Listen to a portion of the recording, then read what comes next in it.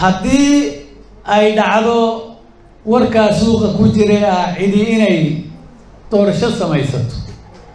waa idinka kuwa doorashada xaqa u leh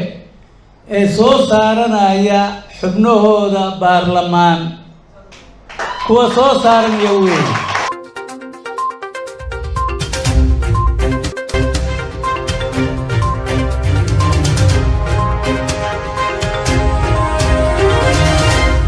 صاحب يال ملك سو joogtaan u diyaar garooba wararkeena saaxiib yaal qodobada wararkeena ugu waaweyn aan ku soo qaadan doonana waxa qayb ka noqon doona gudoomiyaha aqalka sare ee baarlamaanka dalka Cabdi Xaashe oo sheegay inay qaadi doonaan tallaabooyin halis ah hadii la isku dayo in la qabto doorasho hal dhinac ah digniinka madambeyso oo soo saaray Cabdi Xaashe ciida digniintaasi ku socoto iyo shirkii jaraa'ida Cabdi Xaashe oo idin soo gudbin doona waxyaabaha ku qasbay in Cabdi Xaashe uu sidan u hadlay xogo ku saabsan maxaad ka ogtaa kulanka caawa ka soconaya madaxtooyada Soomaaliya oo u dhaxeeya ra'iisul wasaare Roble Fahad Yaasiin Farmaajo kulanka caawa madaxtooyada ka soconaya xogo badan kaga hayo Farmaajo iyo Fahad iyo ra'iisul wasaare Roble iyo kulankaas u dhaxeeya macluumaadii ka qarsoon kugu soo gudbin doonaa maxaa shakiga geliyay dhab ahaanshaha musharaxnimo Xasan Cali Khayre kumeentiyo xogo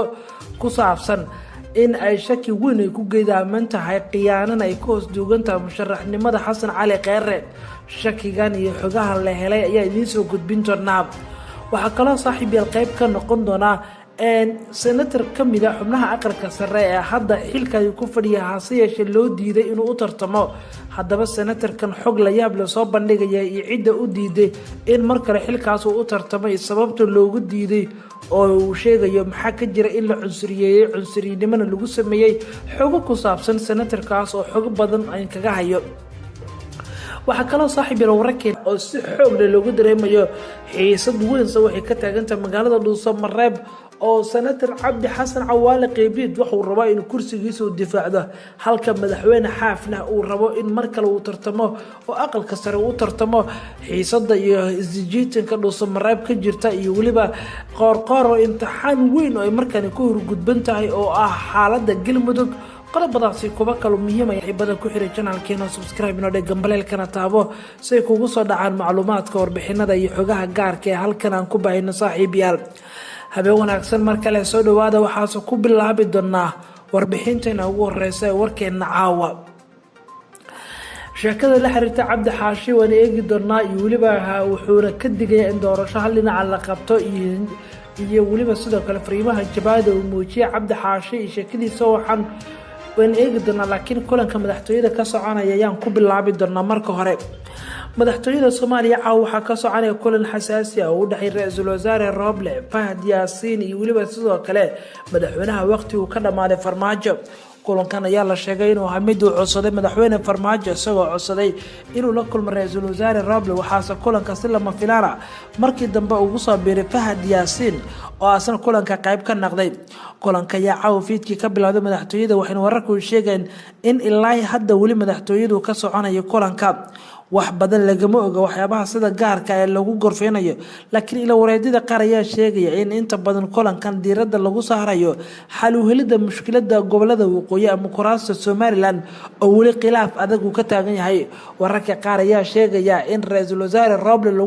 lagu qancinayo inuusan dhaqjal qowsayn qeyladaanta Cabdi Xaashe oo maanta ayagu warbaahinta ka hor muuqday qeyladaanta Cabdi Xaashe iyo qeyladooda ayaa la sheegay inay sababtay in kulankan degdeg ah maanta ra'iisul wasaare Roble iyo waliba Fahad Yaasiin Farmaajo inay ku wada qaataan madaxtooyada Farmaajo Fahad Yaasiin ayaa la soo warinayaa inay rabaan in qaab awood jujuba lagu meelmariyo gudiyada doorashooyinka oo la iska dhigatiro qeyladaanta ka soo yeeraysa Cabdi Xaashe iyo waliba xubnaha asaga la safan laakiin talaabadaas ayaa la sheegay inuu diiday ra'iisul wasaare Roble asagoo sheegay in awood aan lagu meelmarin karin arinta gobolada waqooyi sida darteedna ha farsamo iyo sidoo kale wada ogal aan ku eegi doono Cabdi Xaashe ayaa la soo warinayaa in dhaqdhaqaaqiisa xoog loo sameeyay haddaba waxaan u gudbi doonaa fariinta Cabdi Xaashe hadaladii hanjabaada uu jeediyay sababtana in madaxda caawa shir degdeg ah yeeshaan gudoomiyaha aqalka sare ee baarlamaanka dalka gaar ahaan garabka uu hogaamiye Cabdi Xaashi ayaa ka digay in la qabto doorasho hal dhinac ah waana garabka Mahdi Guuleed inay qabtaan doorasho oo loo boobo kuraasta gobolada waqooyi ee Soomaaliland arrintaas oo Cabdi Xaashi uu sheegay in wixii ka dhashay mas'uuliyadda ay qaadanayaan farmaajo kooxdiisa maadaama uu sheegay in ayagu ilaa hadda ay ka dhaqaaqi laadahay Cabdi Xaashi ayaa sheegay in haddii garabka Mahdi Guuleed ay ku dhaqaaqaan tallaabadaasi ay dhinacooda qaban doonaan doorasho kale maadaama uu xusay in garabka ka soo horjeeda ee gobolada waqooyi Cabdi Xaashi garabka ka soo horjeeda Mahdi Guuleed ay wadaan waxyaabo duulduul uu sheegay inay soo gaareen ku saabsan inay rabaan in doorasho hal dhinac la qabto khilaafka ka tagan guddiga doorashooyinka gobolada waqooyi ilaa hadda xal rasmi ah lagama gaarin ayadoo fashil uu ku soo dhamaaday dhammaan kulamadii ay yeesheen xubnahan oo la rabay in guddiga labada dhinac u kala jabay in la mideeyo garabka gudoomiye Cabdi Xaashi ayaa ka kooban 4 xubnood halka garabka Mahdi Guuleedna ay ka kooban yihiin 4 xubnood sida la fahansan yahay oo u dheer yahay 3 xubnood oo kale xukuumaddu ay keensatay oo gobolada waqooyi oo u dhar Mahdi Guuleed xiisadan ayaa la sheegay inay sababtay arintan in meel weyn ay gaarto haddaba gudoomiyaha aqalka sare ee dalka Cabdi Xaashi Cabdilaahi oo arintaasi ka hadlaya ayaa yiri dhammaantii nagala soo qayb gashaan waxaan filayaa hadal badan aniga iima hadhin war iima hadhin oo waa la dhameeyey laakiin laba eray oo keliya ayaan rabaa inaan idin raaco labada eray aan ka hadli doonaana waxa weeye waa laba eray oo maqlayo suuqa dad inay marinayaan mid waxa weeye waxa la leeyahay kooxdaasi waa kooxdaan nahay anagu hadda يعني وحوي تلديد منهم حماديد بانا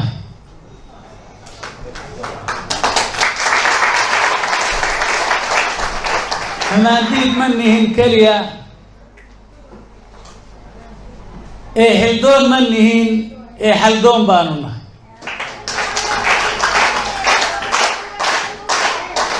intaas waxay igu kalifayaa waa warar aan suuqa ka maqlay waxaan kale ka maqlay in la leeyahay cid gaara ayaa doorasho sameynaysa cid gaara waxaan leenahay annaga bilowgiiba laga soo bilaabo annagoo isku duuban oo reer waqooyiga waxeena aan samaysan meel ay arrintaasi martay oo ka martay dhinaca kale ma garanayo waxay noqotay yani in doodan soconaynu nala joogaan laakiin hadda aad moodo sida la leeyahay inay leeyihiin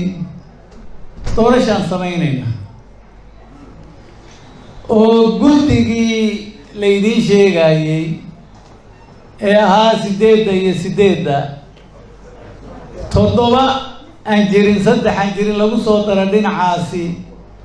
oo kolka ay noqoto 4 dhinacana iyo 4 dhinacaas ahaa laga dhigo xagga 3 lagu daro 7 noqda iyaga kolka la leeyahay waa intii badnayd kolka iyaga soconaysa siyaasad xalkeedu waxa weeye laba arrimood mid waa sharci qodob sharci oo cad oo lagu dhaqmo iyo heshiis xataa sharcigu wuxuu ku yimaadaa heshiis bulsho weyn marka maanta ereyga aan anigu halkan ku soo xidhayaa waxa weeye haddii ay dhacdo warkaa suuqa ku jiray cidi inay doorasho samaysato waa idinka kuwa doorashada xaqa u leh ee soo saaranaya xubnahooda baarlamaan kuwa soo saaranaya weeye mahadsanid haddii kolka ay dhacdo arrintaas waxaan idin leeyahay u diyaar garooba inaydun doorasho samaysata aada samaysaan aad iyo aad baad u mahadsan tihiin waa idinka dadka xaqa u leh cidda ay dooranayaan iyo cidda cod siinaysa ka ay dooranayaan waa idinka kolka intaasaan ku soo gabagabaynayaa oo war idiin dhiban ma jiro aad iyo aad baad u mahadsan tihiin aad iyo aad baad u mahadsan tihiin guulaystaan idin leehay guulaysta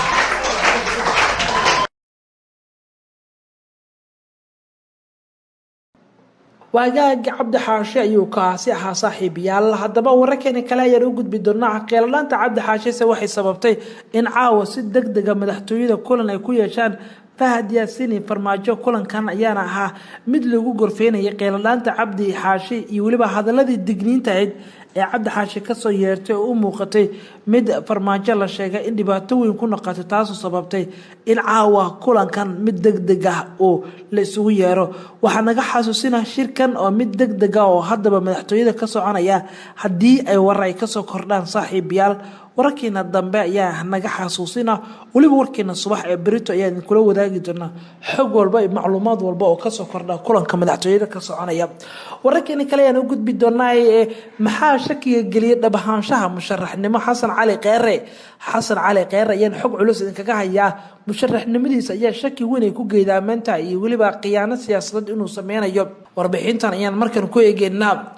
ku dhawaad sanad kadib markii uu qoraal yar oo twitterkiisa uu soo dhigay ku sheegay inuu yahay musharax madaxweyne ayaa weli dadka qaarkood xogogaalka ay siyaasadda Soomaaliya u dhuundaleela ay shaki gelinayaan dhabahaanshaha musharaxnimo xasan cali kheyre naftiisa ayaa tallaabooyin siyaasadeed u qaaday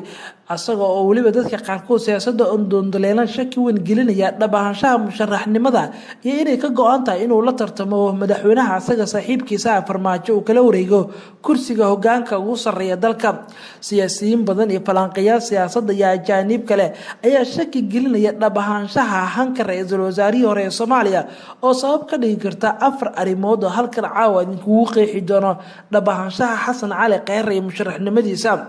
kheyre ma dhisan xisbi siyaasadeed oo ku duulaan tago dhammaan musharaxiinta miisaanka culus leh ee u taagan xilka madaxweynaha waxay dhisteen xisbi siyaasadeed ay hogaaminayaan ama ay ku duulaan tagaan tusaale xasan sheekh maxamuud waxa uu madax ka yahay xisbiga UDP sheekh shariif sheekh axmed wuxuu madax ka yahay xisbiga himilo qaran cabdiraxmaan cabshakuur waxa uu dhistay xisbiga wadajir cabdikariin xuseen guleed waxa uu yahay gudoomiyaha xisbiga sahan halka cabdiqaadir cusable uu dhistay xisbiga ilays halka daahir maxamuud geelana xisbiga asna wuxuu xisbi siyaasadeed uu sameysay dhammaan musharaxiinta ugu tunka weyn ayaa sameysay xisbi siyaasadeed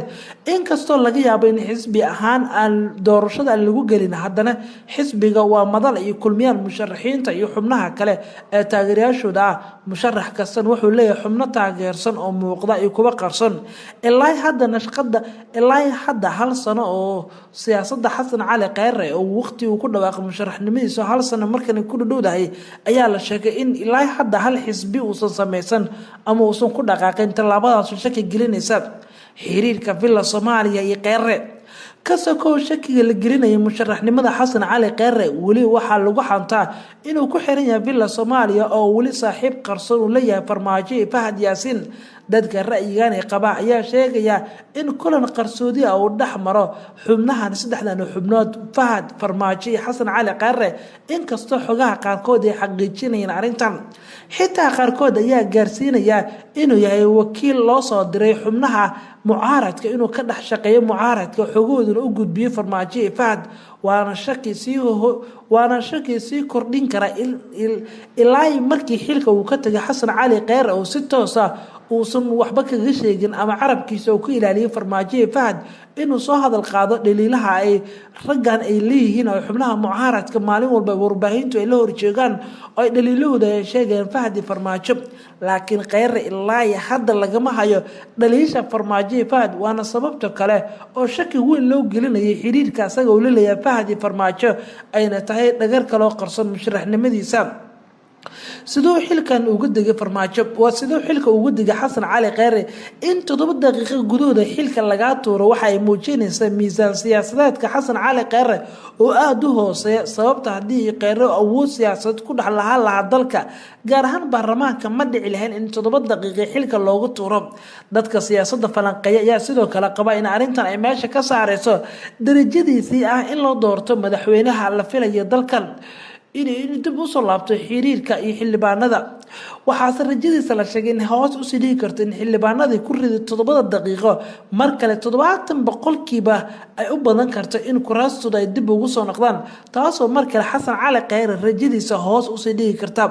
muddada xilka waaya xasan cali kheyre wuxuu ahaa ma uusan sameysan saaxiib siyaasadeed dadka banaanka kaliya wuxuu saaxiib dhow la ahaa oo siyaasadana isku fahansanayeen farmaajo taasoo sabab u dhigi karta in koox siyaasadeedkiisa ay aad u yartahay isla markaana aan loo iibgeyn karin aragtidiisa si fudud maadaama caqabado siyaasadeed uu ka horgudban tahay waxaana shaki muujinaysaa asagoo aan saaxiibo badan siyaasadeed waqtigaas uusan sameysan saaxiibkii siyaasadana uu yahay farmaajo oo kaliya siyaasi aan la aamini karin xasan cali kheyre markii ugu horeysay waxa uu saaxiib siyaasadeed ku soo galay asagoo kamid ah kooxdii xasan sheekh maxamuud ee ololaha u qaabilsaneeday xasan cali kheyre wuxuu ahaa madaxii ololaha xasan sheekh maxamuud